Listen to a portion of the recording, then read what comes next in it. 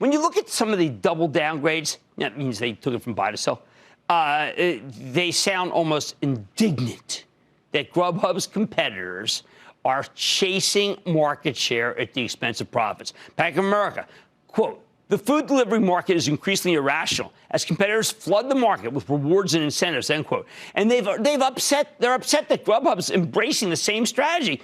But GrubHub doesn't have any choice. They got to be in business.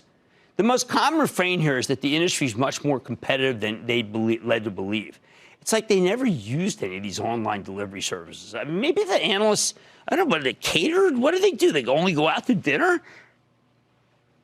Anyone who's been paying any attention at all would tell you this was coming.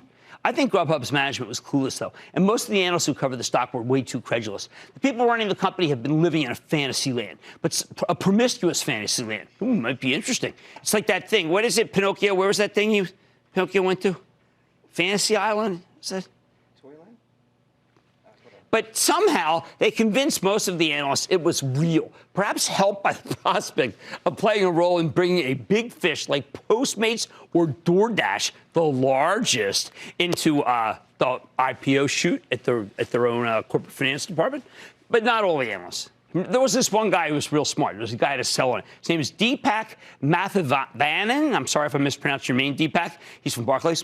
Of course, he had to sell on the stock since January of 2018, though, so he did miss the major rally before the downturn. But it turns out he wasn't wrong. He was early. Bottom line, sometimes what you see in your day-to-day life, what your eyes see, is far more helpful than what you hear from the analysts on Wall Street. When it comes to online delivery, Postmates, Uber Eats, and DoorDash, they're everywhere, and they're offering great deals. You only had to use their services and believe your own eyes rather than listening to GrubHub's clueless management team and their equally deluded analyst acolytes.